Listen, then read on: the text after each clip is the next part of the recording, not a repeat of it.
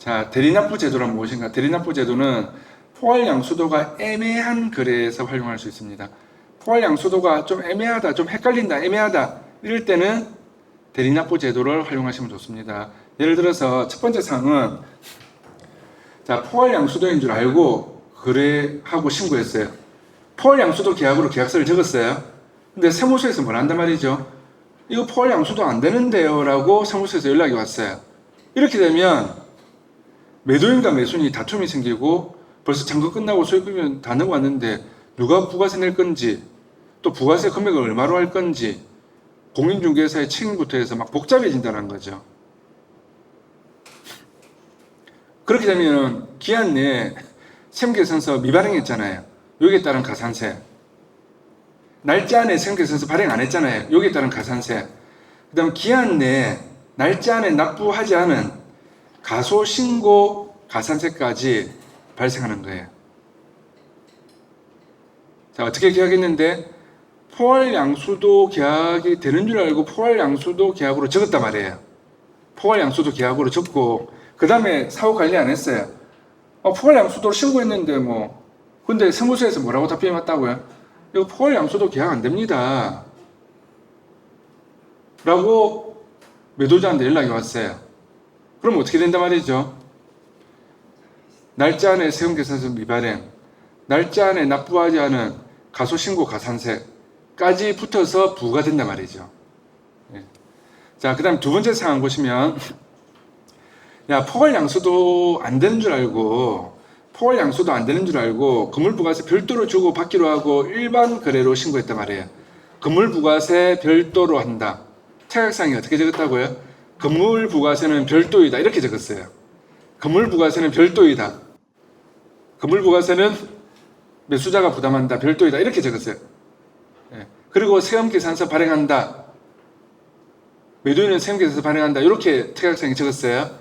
이렇게 했는데 몇 달 후에 아니면 날짜 좀 지나고 나서 세무서에서 뭐라고 연락이 온다고요? 이 거래는 포괄 양수도에 해당하는 거래. 네, 왜 별도로 하셨어요? 이렇게 세무서에서 연락이 와요.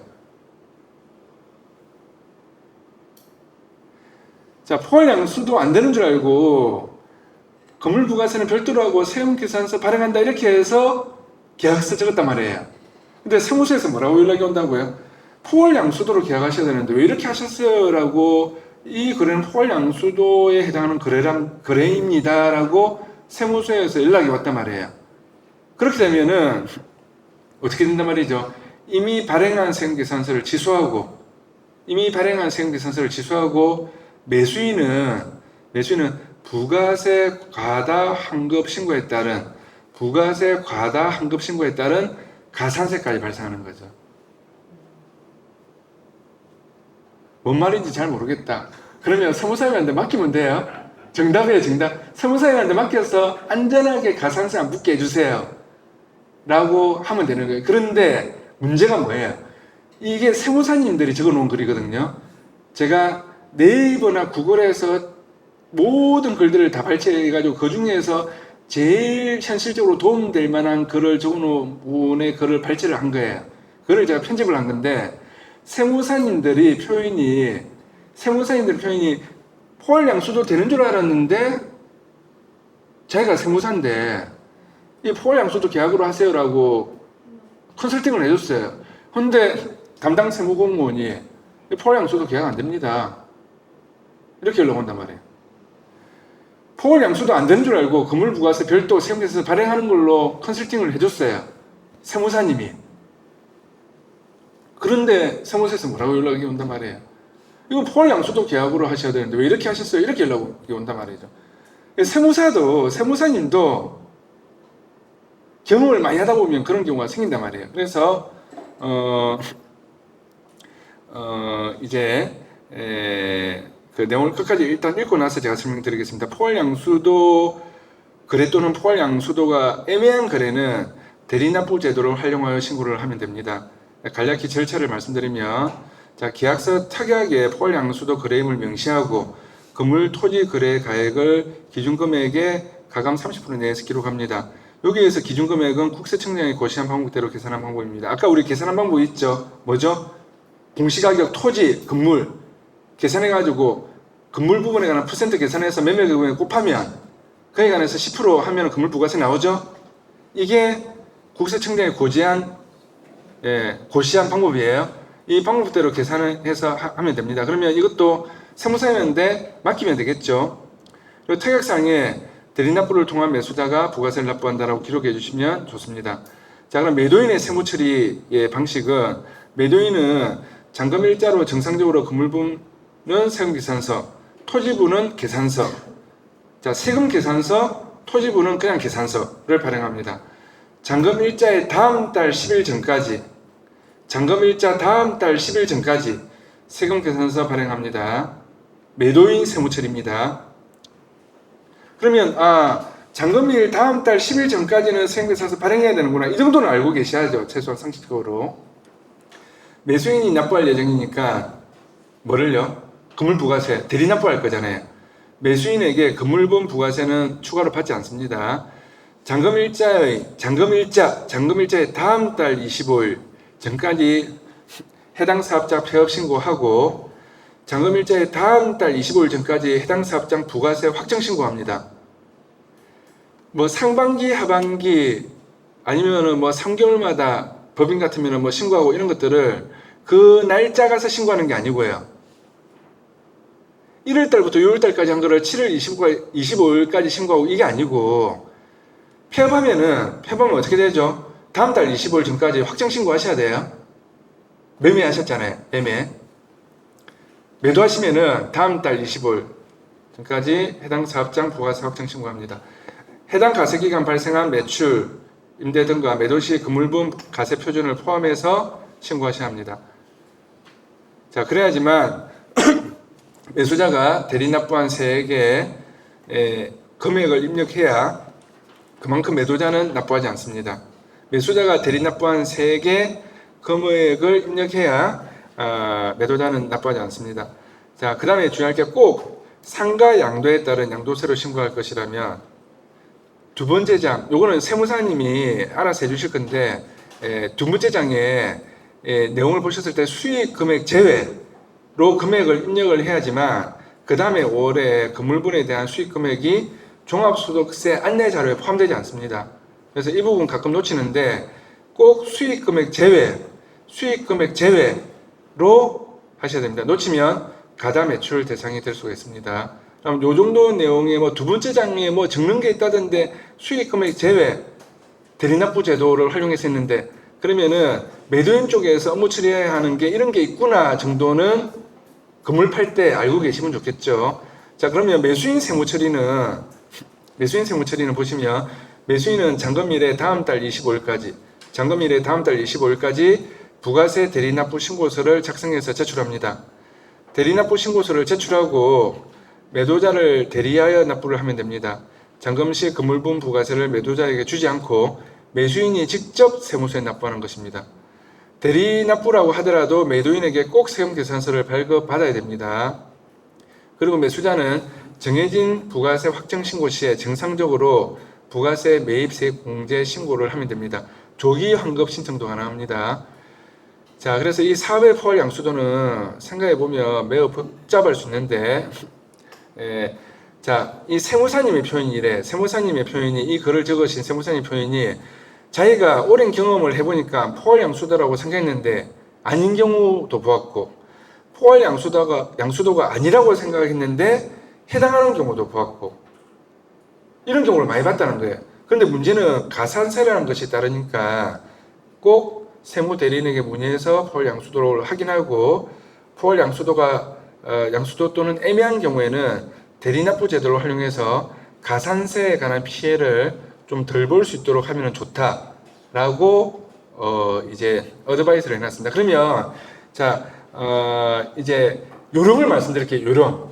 요령을 말씀드리고 마치도록 하겠습니다. 자, 건물부가세 부분 애매해요. 대리납부 제도라는 걸 활용해서 할 수 있다는 걸 일단 알았죠. 그래서 실무상 대리납부 제도 활용하시면 좋아요. 근데 이 대리납부 제도 활용하실 때 실무에서 내가 전문성이 없어서 잘 모를 수 있으니까 어떻게 한다고요? 세무사님한테 맡겨가지고 매도 쪽 세무사, 매수 쪽 세무사 서로 연결시켜줘요. 서로 세무사를 서로 연결시켜 주라고요. 전화번호를 서로 연결시켜 주면서 매수 쪽에 세무사님 대리납부 제도 신고 하면서 이거를 좀 업무를 봐줄 수 있는 세무사님 쪽에 해가지고 처리를 하시는데, 세무사님도 어떻단 말이에요. 이거 포괄양수도 건물부가세 별도 대리납부제도 뭐가 애매한 경우가 있단 말이에요. 제가 병원 건물을 하나 매매를 이제 진행을 하는데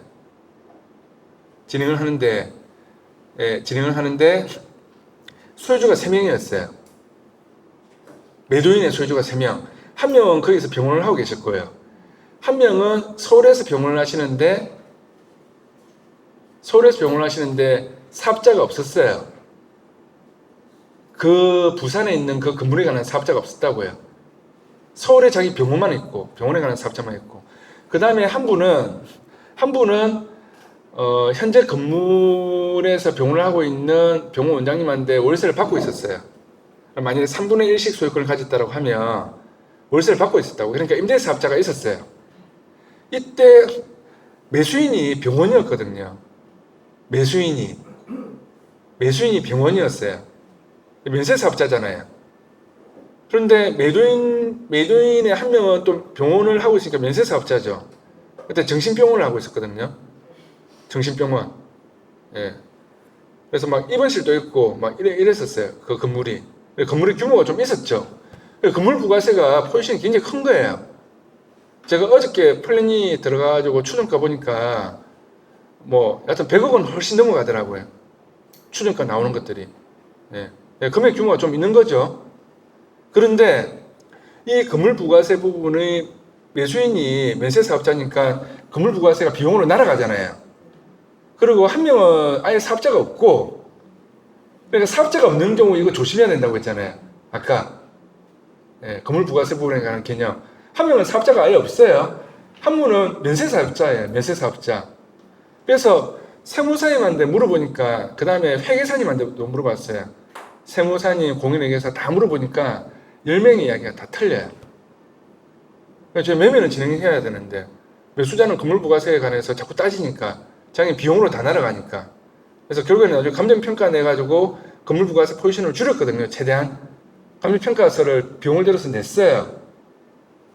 최대한 줄였는데, 그러면은 이런 걸 어떻게 해야 되겠어요? 매도 쪽 세무사님, 매수 쪽 세무사님 말이 틀려요. 근데 나는 세무사도 아닌데. 아까 오늘 제가 하루 종일 계속 이야기했잖아요. 하루 종일 계속. 물건이 대연동이었거든요. 그래서 수용세무서에 전화를 했죠. 누구한테? 이 매매시키는 물건 소재지의 담당 부가세 조사관이 있어요. 조사관. 그러니까 부가세를 얼마를 납부하면 그걸 나중에 조사하는 조사관이 있거든요. 똑바로 납부했는지 안 했는지 조사는 조사관이 있어요. 그러면 조사관이 있고 관자 붙으니까 좀 높겠죠, 직책이. 예? 그렇죠? 그래서 그 조사관한테, 조사관이 그때 여자분이셨는데 하니까 세무사님이 이야기하는 거하고 더 틀려. 와, 3명이 틀린 거예요. 3명이. 매도 쪽 세무사, 매수 쪽 세무사, 그 다음에 세무소. 그러면 일단은 궁극적으로는 어떻게 따라가야 되겠어요? 세무소의 담당 공무원이 말한 대로 해야지만 무난하게 가겠죠. 안 그러면 나중에 가산세 붙고 복잡해지잖아요. 담당 공무원이. 그런데 매도인 쪽의 세무사님이 병원 원장님, 현재 병원을 하고 계시는 원장님의 세무사님이 그 여직원을 자기가 부하직원으로 데리고 있었대요. 그래서 여직원이 틀렸다. 내가 맞다. 내가 정확하다. 그런데 제가 세무사님이 한 10군데다 물어보니까, 그래서 또 어떻게 했겠어요? 이 세무소 말고 다른 세무소에다가 전화해서 물어봤죠. 대충 아무거나 건물 하나 떼가지고 건물 규모 있는 거 대충 해서, 한 명은 면세사업자고 한 명은 사업자가 없고 한 명은 일반 가서 임대사업자인데 사는 사람이 병원 쓰려고 하는데 이거 건물 부가세 어떻게 해야 되죠? 이렇게 다른 세무소에 또 물어봤죠. 자, 그러면 요령에 관한 정답은 뭔가 하면 있잖아요. 매도 쪽 세무사, 매수 쪽 세무사 물어봐요. 그 다음에 어떻게? 예, 관할 세무서의 담당자한테 또 물어봐요. 그래가지고 내용을 다 취합을 해가지고 거기서 조절하셔야 돼요. 근데 궁극적으로 누구를 따라가야 된다고요? 담당 세무 공무원을 따라가면서 그렇게 해야지만 좀 편해지는 거죠. 그러면 세무사 양쪽, 그 다음에 관할 세무서 담당자한테 물어보시면서 이렇게 해서 건물부가세가 좀 애매할 때는 그렇게 처리해 나가시면은 별 사고 없이 안전하게 갈 수 있어요. 요령에 관한 정답지 낚시하는 방법을 알려드렸어요. 어떻게 해결하면 되는지. 그래서 이 건물부가세 부분은 그래서 결론적으로 어떻게 했는가 하면 그 매도 쪽의 세무사님 있잖아요. 매도 쪽의 세무사님이 이야기하는 게 제가 한 10명 넘는 세무사님, 회계사님 물어보니까 제일 일리가 있어 보였어요. 제가. 제일 맞는 것 같아요. 근데 그분이 그 담당 조사관하고 이야기해가지고 이렇게 해가지고 뭐 지침서 이런 것도 있을 거 아니에요. 지침서 봐라. 공무원들 지침서 이런 거 있거든요. 어떻게 해라고 하는. 그러면은 그런 거 보고 또 옆에 물어보고 하면서 좀 편안하게 무난하게 이제 잘 정리돼서 이제 갔죠. 예. 그래서 요령을 가지시고 움직이시면 되는데, 하여튼 이거를 내가 책임지고 하려고 하면은 나중에 문제 터져요. 예. 자, 그래서 오늘 이제 특약상 중에서 제일 중요한 건물부가세에 관한 특약상을 어떻게 정해야 되는지 요 내용을 오늘 대리납부제도까지 했습니다. 그 다음부터 특약상 예시가 계속되는데 요 부분하고 오늘 나눠드린 프린트물 있죠. 임대 계약할 때 주의할 점. 요거는 또 좀 읽어 오시면은 좋으실 것 같고, 거기에 굉장히 중요한 걸 적어놨거든요. 굉장히 중요한 거 뭔가 하면 가계약금 독립문자 보낼 때 어떻게 적어서 보내야 되는지 최근 대법원 판례가 여러 번 나왔어요. 위약금이란 말을 안 적어주면은 이거는 소송에서 1심에서는 이겼는데 2심에서 졌고 대법원에서 졌어요. 네. 그래서 일반 공인중개사들이 이 대법원 판례 나오기 전에 10명 중에 9명이 제대로 문구 만들어서 가계약에 관한 특약 조건을 적어서 하는 부동산이 10명 중에 1명도 없었어요. 근데 공부를 좀 하시는 분들은 이제 조금 아시는데, 제가 가계약금 대법원 판례하고 이 내용 드린다고 했잖아요. 그래서 요거를 적어서 해놨으니까, 아파트 임대 계약이든 어떤 임대 계약이든 가계약금 보낼 때 제가 오늘 드린 이 그 4페이지 이거 제가 하나하나 메모 다 해가지고 이렇게 적어서 드린 거니까, 계약하실 때 잘 활용하시면 좋으실 것 같습니다.